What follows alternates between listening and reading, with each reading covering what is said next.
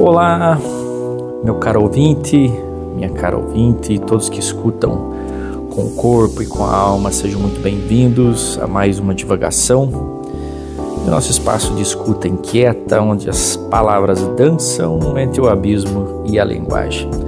Hoje o tema continua com aquela profundidade básica, como que o sujeito se constitui na linguagem.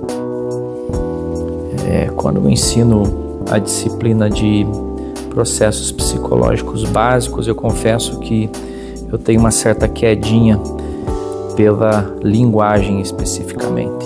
Primeiro pela formação também em psicanálise e mesmo porque a linguagem nos constitui por certo. É o que nos faz sermos o que somos, ou melhor, nos tornamos esse enigma falante, né? Essa charada falante. Quer saber por que você não é você antes de falar eu? Então vem comigo. Vamos atravessar aqui um caminho denso, Freud, Lacan, Saussure, Wittgenstein, Zizek, cada um trazendo um feixe de luz sobre o mistério do sujeito, mas principalmente Lacan, que nos entrega talvez a elaboração mais radical dessa ideia. Nós somos falados antes de falarmos. O desejo de terceiro já está nos formando antes de a gente propriamente falar. Vamos começar por Freud. Comecemos com o pai da psicanálise.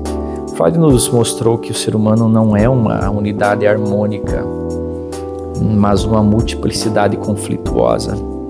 Já não somos mais donos da nossa própria casa, ou não mandamos da nossa própria casa, porque existe um inconsciente. Somos atravessados por desejos inconscientes, por pulsões contraditórias, por lapsos que nos denunciam. A moral acaba se tornando algo extremamente frágil perante a nossa história biológica, filogenética. Para Freud, o sujeito é dividido. Há um ego que tenta manter o controle ali no meio, mas também há um id, o isso, se for traduzir. Uma substância pulsional, amorfa, que busca satisfação o tempo todo. Em cima de tudo isso temos o superego, ou o supereu, que é a instância moral e punitiva. Ou seja, desde o início, o sujeito freudiano não é uno, ele é fendido, conflituoso, construído dentro de uma linguagem do inconsciente. Freud vai descobrir que o inconsciente não é um episódio único, né? Não é um depósito de conteúdos reprimidos simplesmente, mas sim um sistema ativo de representações que funciona como uma linguagem. Ele se expressa, se desloca, se condensa como um jogo linguístico, e às vezes aparece das mais variadas formas, assim como sonhos, xistes, né? Piadas. O famoso caso do ato falho que nos mostra isso, né? Quando você diz mãe, em vez de dizer a minha chefe, talvez não seja apenas um erro, né? É o inconsciente falando através de você e falando na linguagem que você tem, com os símbolos que estão à sua disposição, com uma verdadeira engrenagem estrutural, falando através da linguagem e algumas linguagens bem simbólicas. Bem, não devo deixar de fora também o Saussure, onde a linguagem é um sistema de diferenças. É um campo da linguística em que vários autores como Lévi-Strauss, Barthes e Lacan foram beber nessa água, né, como bons estruturalistas. Então, Ferdinand de Saussure, que nos ensina que a linguagem não é um dicionário fixo de nomes e coisas. Ele é um sistema relacional, onde cada signo só tem sentido em oposição a outros signos. E o signo, para ele, é formado por duas faces. O significante, a parte material, sonora, como o som, a palavra cão. E o significado, a imagem mental, o conceito de cão. Mas preste bem atenção, gente, não há nada de natural nessa relação. O que dá sentido ao signo não é a ligação direta com a realidade, mas sim a diferença entre os signos. Isso quer dizer que cão só é cão porque não é gato, homem ou lobo.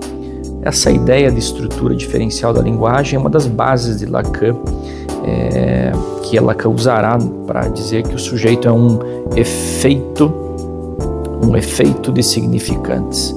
Não há identidade antes da inscrição simbólica, dessa concatenação simbólica da linguagem propriamente dita.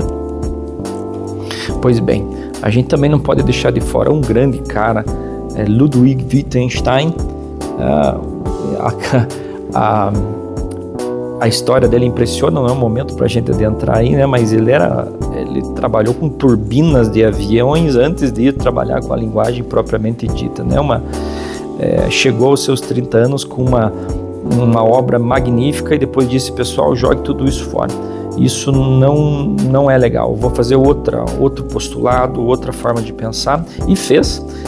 Então o pessoal costuma dizer que tem o primeiro Wittgenstein e o segundo Wittgenstein. A gente vai tentar trabalhar mais esse segundo aí. Entramos agora num campo menos explorado, né, do que a psicanálise, a filosofia analítica ou filosofia da linguagem, especialmente na sua segunda fase, como eu falei, onde o Wittgenstein trabalha com as investigações filosóficas. Aqui, Wittgenstein rompe com a ideia de uma linguagem como representação neutra da realidade. Em vez disso, ele propõe a ideia de jogos de linguagem, formas de uso da linguagem que estão ancoradas em práticas sociais, em formas de vida, em culturas. Quando dizemos eu te amo, não estamos apenas descrevendo um sentimento, estamos fazendo algo com a linguagem, estabelecendo um laço, uma expectativa, uma promessa. A linguagem, nesse sentido, não é apenas descritiva, é performativa. E o sujeito, então, não é um ponto fixo que fala, mas um participante de práticas simbólicas que o ultrapassam, assim como questões culturais que são anteriores, antecedentes ao nosso existir. Há aqui uma intersecção potente com Lacan. O sujeito não é um indivíduo isolado, mas alguém produzido por práticas discursivas que o antecedem, né? O grande outro. Agora sim, Lacan, né? O sujeito como um efeito do significante. Chegamos ao nosso querido Lacan, onde esse tema atinge sua formulação mais aguda. Para Lacan, o sujeito do inconsciente é efeito da linguagem. Isso quer dizer, o que nos constitui como sujeitos não é uma essência interna, uma substância imutável, mas sim a inscrição num campo simbólico. Lacan retoma Saussure, mas inverte o vetor. Em vez de colocar o significado acima, ele dá ênfase ao significante. Esse que representa um sujeito para outro significante. O sujeito estará sempre em falta, escorregando, nunca plenamente representado. É por isso que ele propõe o grafo do desejo, a cadeia do significante, o cifrão como o sujeito barrado, cortado, cindido. Essa barra não é um defeito, é estrutural. Somos constitutivamente marcados por uma falta a ser, né? Um ser desejante. O desejo nasce aí, onde há uma lacuna, uma perda, uma ausência de plenitude. Outro conceito fundamental do Lacan, que é o grande outro, né? O grande A, o lugar simbólico da linguagem, da cultura, da lei. O sujeito se constitui na relação com esse outro com O maiúsculo. Não há sujeito sem o outro.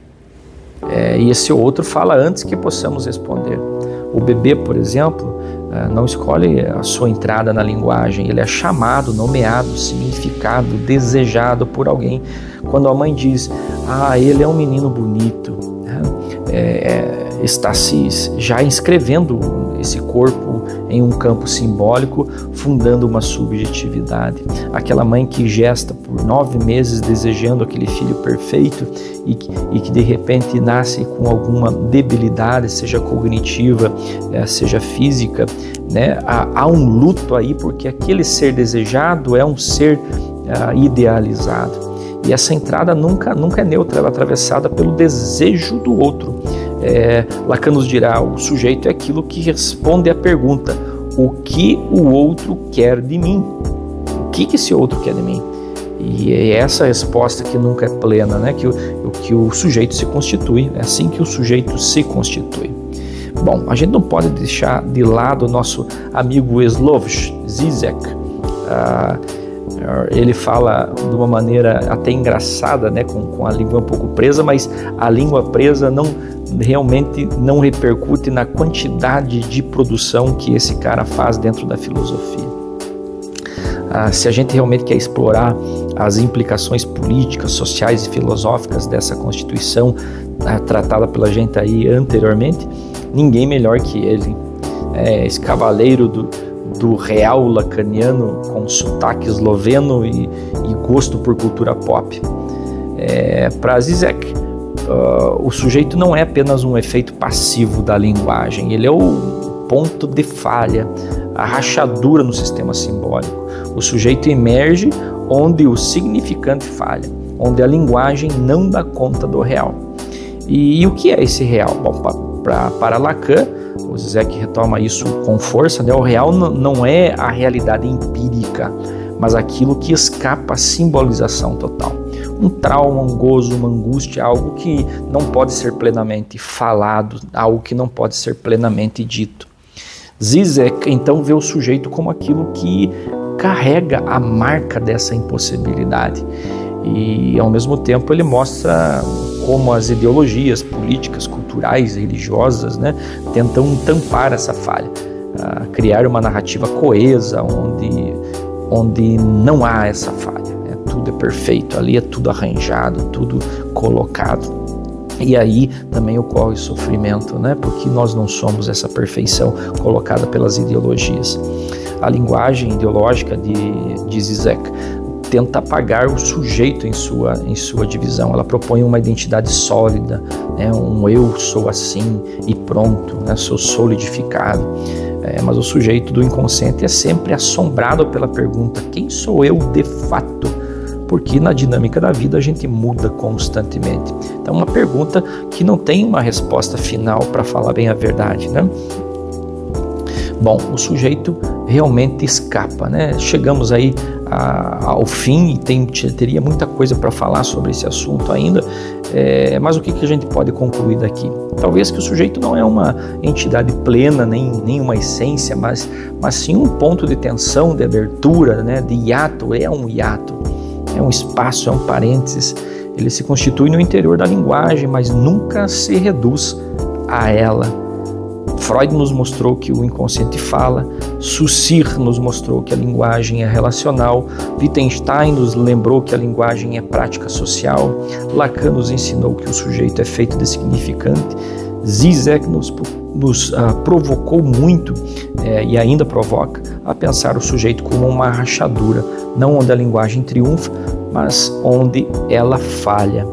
Então, da próxima vez que você disser eu, talvez perceba que esse eu não é um ponto de origem, mas sim uma construção tardia, uma ficção necessária, um efeito do desejo que nem sempre é seu. E às vezes esse desejo pode ser do outro. Ao nos interrogarmos isso, chegamos a um ponto não só filosófico, psicanalítico sobre essa dinâmica estrutural do sujeito na linguagem. Deixo aqui a você o meu forte abraço, que a gente possa ter outras conversas como essa, e teremos muito em breve. Que o seu final de semana seja maravilhoso.